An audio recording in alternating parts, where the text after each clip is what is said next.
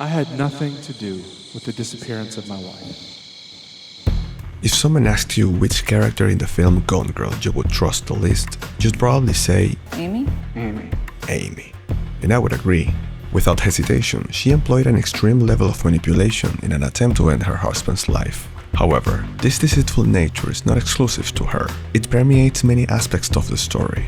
The behavior of other characters. Can I take a shower? No, don't. You want to look like you've been up all night. The portrayal of the media. Pie-eating grin from a guy whose wife is missing. And even the plot itself. What do you think? Kidnapping. Story's insane. I want to step back and explore all the layers of deception the story uses to its advantage. When you work on the setting of a scene, what is shown is as important as what is hidden. Your wife is amazing, Amy? And the film excels in this regard because its power of persuasion lies in how effectively the information is used and presented.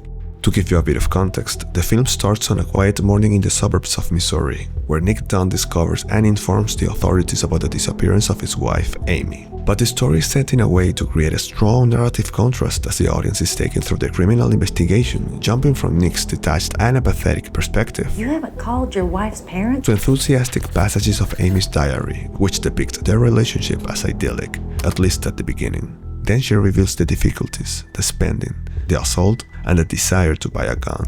As a narrative device, the epistolary or diary form is a particular persuasive tool because it fosters empathy in the audience by letting us enter into the character's private thoughts. It creates the illusion of sincerity and makes us complicit in her experience, a great use of misdirection. Pairing this with Nick's clumsy behavior throughout the investigation, his infidelity, and even his own sister's doubt. Is that what you're asking me, if I murder my wife? I would never ask you that. The story subtly aligns every detail to win your sympathy for Amy and your suspicion of Nick.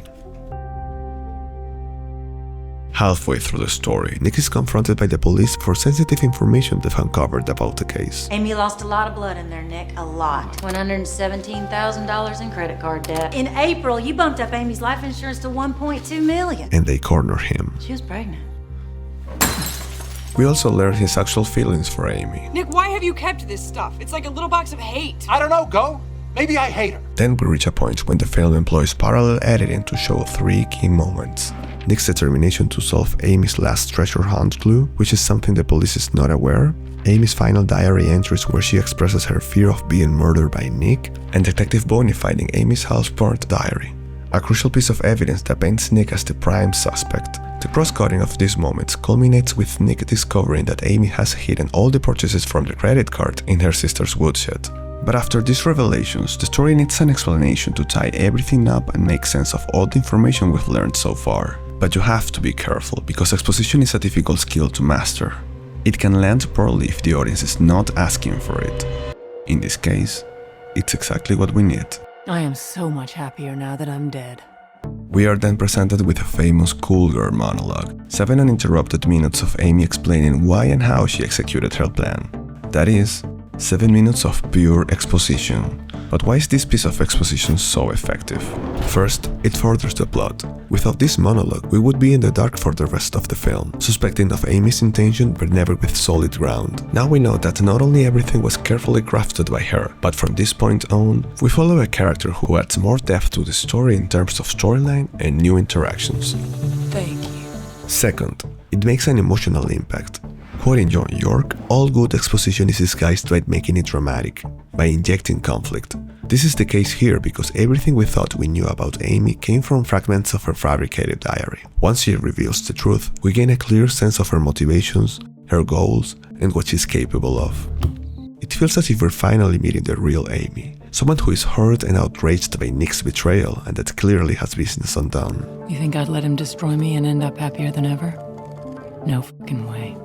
Last but not least, social commentary. The best part of the monologue, and you can even argue the film in terms of social resonance, is when she dwells in the concept of cool girl, referring to the expectations that encourage women to perform a version of themselves that is deemed desirable by men, a sharp critique of our patriarchal society. This was a cultural phenomenon that sparked a lot of discussion along the years, with people sharing their thoughts and experiences on social media. You know, with Amy, I spent a lot of time trying to figure out who Amy was. The parents weren't in there to begin with, but as I was trying to figure out who she was, I was like, it's got to go back to the childhood somewhere. And what's the impact on her? Amy is a narcissist, and as such, she's obsessed with her image and how others perceive her. This is a trait that was cultivated in the early stages of her life with Amazing Amy, a fictional character created by her parents who represents the better version of her in every aspect.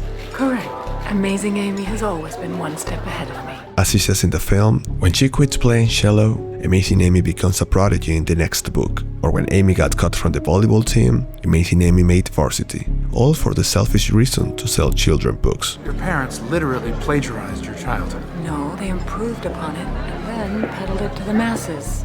Amy's ego can be understood through Jacques Lacan's concept of the mirror stage, in which an individual forms a unified sense of self through external recognition, via a literal mirror or other symbolic forms of identification.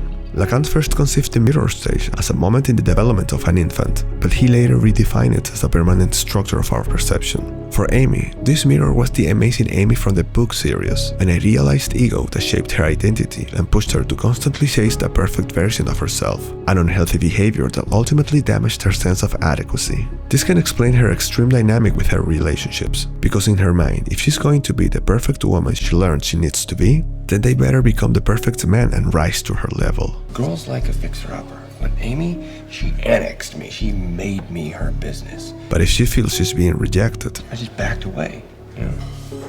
Give her some space. she will take it as a serious offense and they will suffer the consequences. She said you got physical with her. No, dude. She said I raped her. First-degree felony. In the case of Nick, the humiliation was so big that she needed a better plan for her revenge. Amy, being an obsessive, unbalanced, and highly intelligent person, fabricated such a strong case to incriminate Nick in her fake murder that masterfully used all three elements from Aristotle's rhetorical triangle to persuade everyone. And I mean everyone. She used logos or logic to persuade the police. She created a reasonable case to suspect that Nick killed her by staging a crime scene with her own blood, planting the fake diary, creating the financial problems, and making Nick raise her life insurance. She also used ethos to persuade the media through trust. She reinforced her credibility as a victim by befriending her neighbor to feed her false stories about a violent and cruel husband, which she later reveals on television, and by faking her pregnancy because, as she says, You need to package yourself so that people will truly mourn your loss. And America loves pregnant women. And finally, she uses pathos or emotional appeal to persuade us, the audience. In her monologue, she confesses her crime is speaking directly at us, and shamelessly tries to evoke our empathy by portraying how Nick went about ruining her life in every way she cared. Nick Dunn took my pride and my dignity and my hope and my money. He took and took from me until I no longer existed. That's murder. She uses this reasoning to convince us that condemning him to a horrible fate is nothing more than justice. Let the punishment fit the crime. The media is another element that weighs heavily on the story, both literally and metaphorically.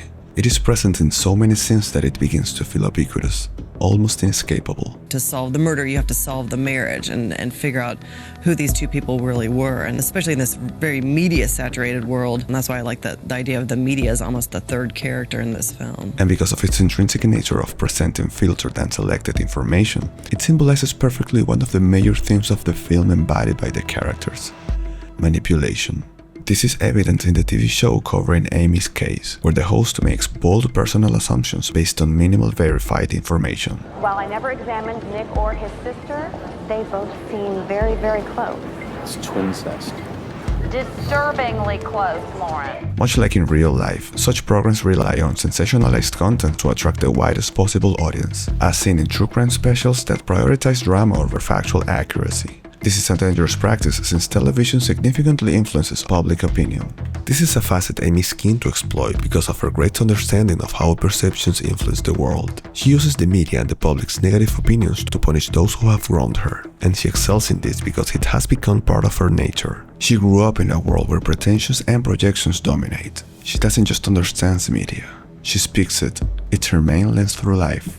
That's why in a pivotal moment of the film, when Amy was staying at the lake house of her high school ex-boyfriend, Desi Collins, and received Nick's calculated and rehearsed message through a popular show, she found herself again captivated by her husband, seeing the performance she always expected and he was once engaged. Amy, I love you. And if you come back, I promise I will spend every day making it up to you.